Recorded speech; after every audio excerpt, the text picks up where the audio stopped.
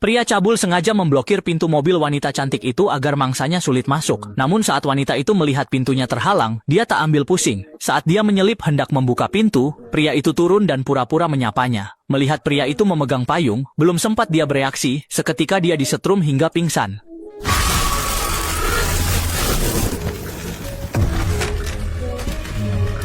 Saat wanita itu sadar, dia sudah terikat di kursi belakang. Dia mencuri kesempatan untuk menelepon bantuan lewat gelang pintarnya. Tapi pria itu bilang percuma saja. Di tempat terpencil ini tak ada sinyal. Karena gagal, dia teringat pisau di sakunya. Dia sengaja mengajak bicara untuk mengalihkan perhatian, lalu mengeluarkan pisau untuk memotong ikatan tangannya. Wanita itu pun langsung menyerang balik.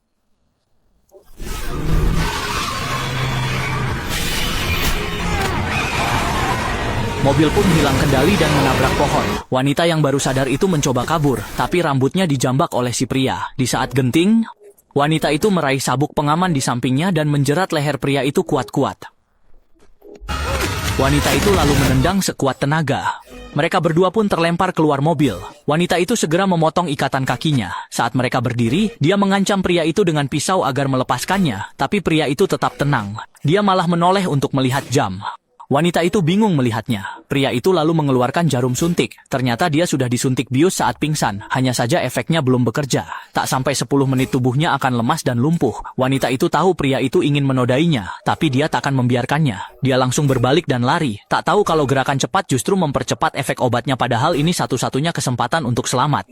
Benar saja, tak lama kemudian tubuhnya terasa aneh. Sendi-sendinya mulai mati rasa. Namun dia tetap tak menyerah untuk melarikan diri. Entah berapa lama berlari, saat obat bereaksi penuh, wanita itu jatuh terkapar di tanah. Meski begitu dia tetap bertahan, menyeret tubuh lumpuhnya merangkak pelan. Melihat pria itu terus mengejarnya, wanita itu terpaksa bersembunyi di lubang pohon. Tak disangka, dia masuk ke sarang semut. Saat semut merayapi seluruh tubuhnya, dia menahan diri dan tak berani bersuara sedikit pun karena penjahat itu berada tepat di dekatnya. Demi menghindari penjahat, wanita itu rela meringkuk di sarang semut. Meski tubuhnya dikerumuni, ia tak berani bergerak sedikit pun, membiarkan semut-semut itu menggigitnya. Rasa gatal yang hebat membuatnya tak tahan hingga tanpa sadar bersuara. Saat pria itu memergokinya, Lisa tak punya pilihan selain nekat terjun ke dalam danau. Penjahat itu hanya bisa melihat mangsanya hanyut terbawa arus. Entah berapa lama terombang-ambing, Lisa meraih batang pohon dan sekuat tenaga naik ke darat. Namun sialnya, akibat gerakan ekstrem, efek obat bereaksi lebih cepat, membuat tubuhnya lemas seketika. Ia pun terhuyung dan ambruk ke tanah. Kesadarannya masih ada, tapi tubuhnya lumpuh tak bisa digerakkan. Saat ia mulai putus asa, seorang kakek berjanggut menemukannya. Ia berjongkok memeriksa keadaan Lisa, namun tak ada respon, hanya bola matanya yang bisa bergerak. Melihat itu, si kakek segera mengambil gerobak dan membawa Lisa ke rumahnya. Karena bingung harus berbuat apa, ia pun menelepon untuk meminta bantuan. Tiba-tiba terdengar ketukan pintu yang mendesak. Rupanya si penjahat berhasil melacaknya. Ia berbohong sedang berlibur bersama istri, lalu terpisah dan dirinya terluka. Ia mengaku ponselnya hilang karena panik, jadi ia mampir meminta air dan meminjam telepon. Kakek pun mempersilakannya masuk, namun anehnya, tak ada tanda-tanda Lisa di dalam. Ternyata Lisa sudah bersembunyi di bawah sofa. Tak menemukan Lisa, gelagat penjahat berubah. Kakek pun curiga, pria itu jelas membawa ponsel tapi mengaku tidak punya. Mungkinkah ia mengincar wanita tadi? Kakek tetap tenang, berpura-pura meminjamkan telepon, lalu membanting penjahat itu ke dinding saat ia lengah.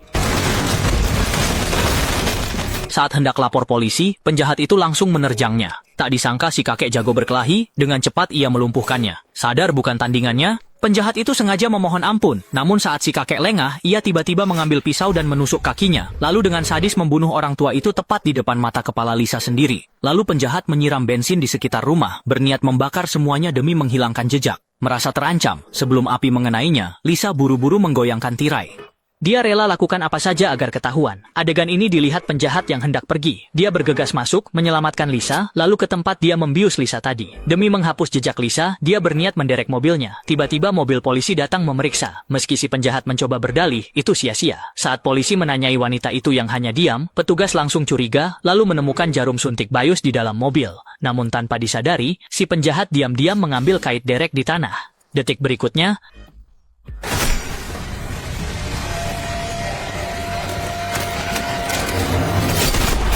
petugas itu dipukul mati olehnya. Lalu dia menyiram bensin di sekitar, membakarnya, dan kabur membawa Lisa. Demi tubuhnya, pria bejat itu menyeretnya ke danau. Mereka naik perahu ke tengah, dia berniat menodai lalu membunuhnya dan membuangnya ke dasar danau. Tapi saat itu, pengaruh bius Lisa mulai hilang. Melihat pistol dan pisau di pinggang pria itu, Lisa punya rencana nekat. Dia pura-pura menangis. Dia menceritakan masa lalunya demi mendapat simpati, memohon agar ikatannya dilepas karena toh dia pasti akan mati. Tepat di saat penjahat itu mulai percaya padanya, tiba-tiba Lisa merebut pisaunya. Sebelum dia sadar, Lisa menusuk arterinya. Tapi penjahat itu tak mau melepaskan Lisa, dia mencabut pistol untuk membunuhnya. Untungnya Lisa mengguncang perahu sekuat tenaga, membuat penjahat hilang keseimbangan dan menjatuhkan pistol. Di saat kritis, Lisa segera memungutnya. Dia menekan pelatuk dengan gila, menembak penjahat itu berkali-kali hingga jatuh ke danau. Lisa akhirnya merasa lega, senyum yang sudah lama hilang kini kembali menghiasi wajahnya. Namun baru sebentar, air danau masuk lewat lubang peluru. Air makin banyak, tubuh Lisa segera tenggelam, karena tak ada pilihan. Berkat tekad bertahan hidup, dia berhasil ke tepi. Dia sadar, meski hadapi rintangan dan bahaya, lebih baik berjuang. Kematian memang menakutkan. Begitu juga kita di dunia nyata. Kita harus pegang teguh semangat pantang menyerah. Jangan tinggalkan, jangan menyerah. Sampai sini film berakhir.